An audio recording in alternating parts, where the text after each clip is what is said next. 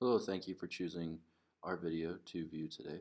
I'd like to introduce us all. I'm Tyler Smith. Abigail McDermott is with me, as well as Anna Stockdill. And today we'll be talking to you about vaginal or cesarean birthing methods and if they have a correlation and relationship with developing postpartum depression.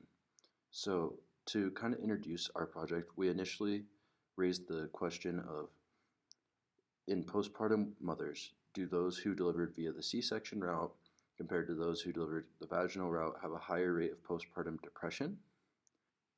The reason that I chose this topic personally is due to the fact that I am interested in OBGYN care of women, and I am also interested in the pediatric realm, which postpartum depression can affect.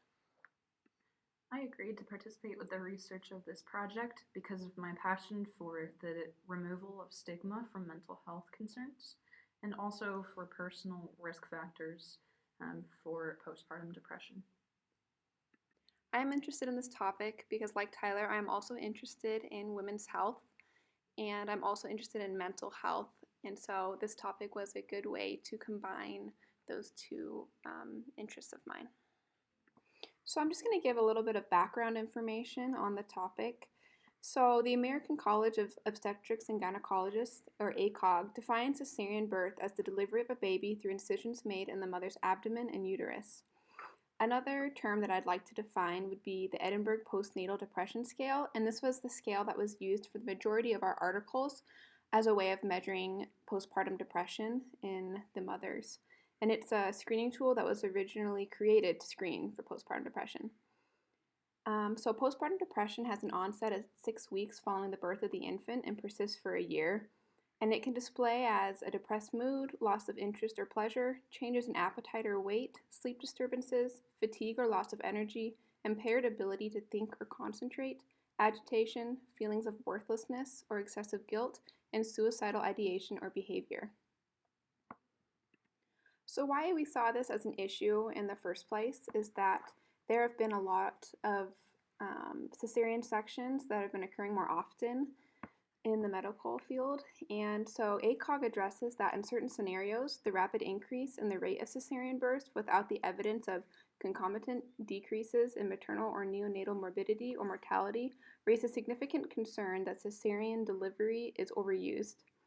And so common reasons for why cesarean sections are thought to be associated with a higher risk for developing postpartum depression include increased postoperative pain and recovery complications following cesarean section versus the pain and recovery following a vaginal delivery.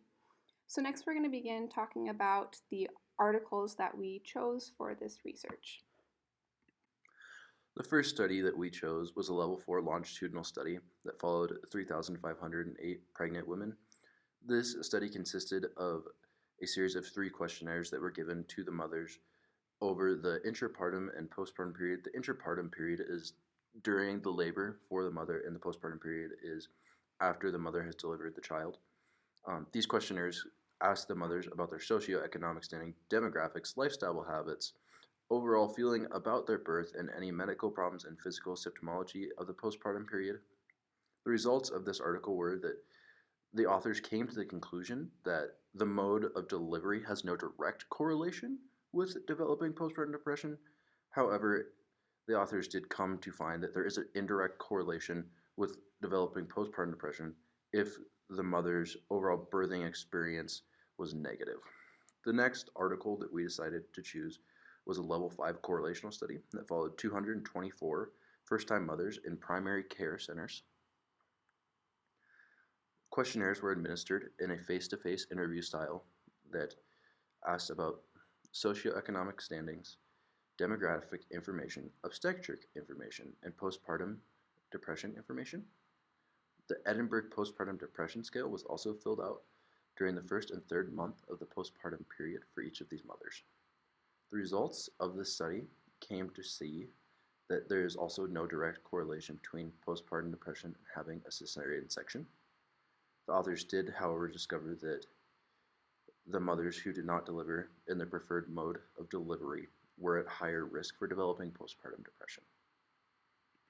The third study that we used was a level 4 descriptive cohort study that uses non-random convenience sampling to identify 224 in the early period.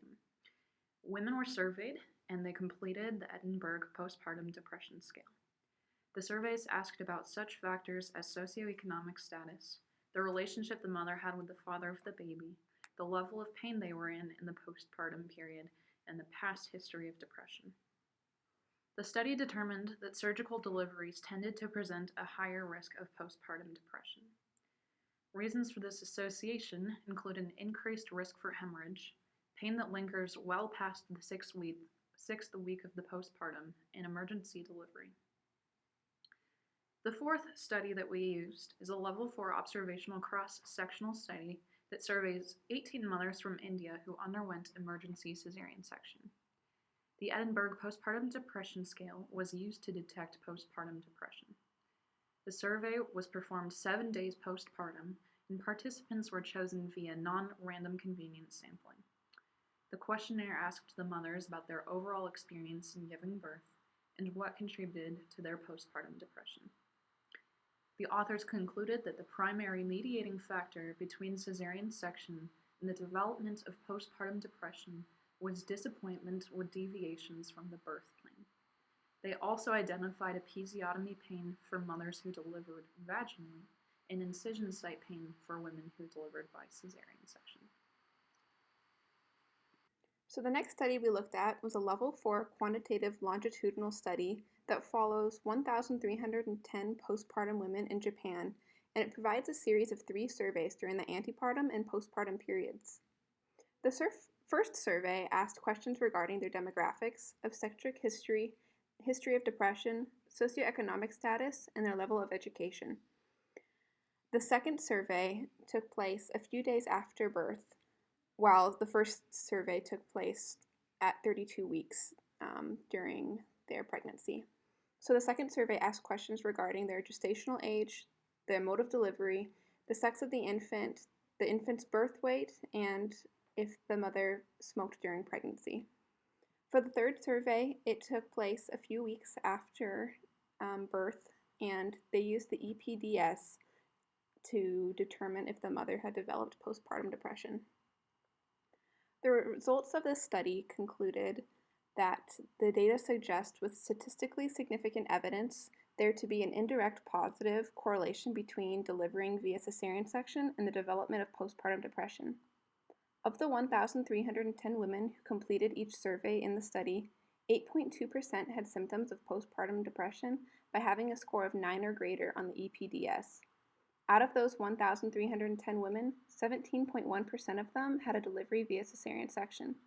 Of the women who had a cesarean section, 13.4% had symptoms of postpartum depression compared to the 7.1% who had symptoms of postpartum depression and delivered vaginally. The last article that we looked at was a level 4 descriptive analysis study that followed 300 postpartum women in Iran. 150 delivered vaginally and 150 delivered via cesarean section. This study provided a survey 2 weeks after giving birth, and it used the Beck Depression Scale to detect if the woman had postpartum depression. This scale examines feelings of sadness, pessimism, disability and failure, guilt, confusion, and loss of appetite. The results of this study found that it was statistically significant evidence to conclude that women who deliver via cesarean section have a higher risk of developing postpartum depression. Of the 300 women who participated in the study, 13% had symptoms of depression at the 2 weeks postpartum mark for vaginal deliveries and 13.3% for cesarean section. The overall conclusion that we came to with our studies was that the research showed that there is an indirect correlation with cesarean births and the development of postpartum depression. Also, studies showed that there's also a direct correlation with postpartum depression and the mode of delivery that was unsatisfactory for the mother. So this could be a deviation from the birth plan the mother had planned to come in with at the hospital, or if the birthing experience was not exactly how she wanted it, or it was painful or required an emergency C-section. More research will be needed to determine if this conclusion can stand alone without these co-founding factors. As a conclusion to our studies, We recommend the following for application to nursing practice. That mothers who deliver by emergency cesarean section be given transitional postpartum care that includes psychiatric evaluation, pain assessment, discussion of the postpartum experience, and the success of pain management. This is because postpartum pain and emergency cesarean section are associated with higher rates of postpartum depression. These follow-ups could be performed via telehealth to reduce possible socioeconomic burden on new mothers. Further research, as Tyler mentioned, will need to determine if disappointment with deviation from the birthing experience is limited to emergency cesarean section.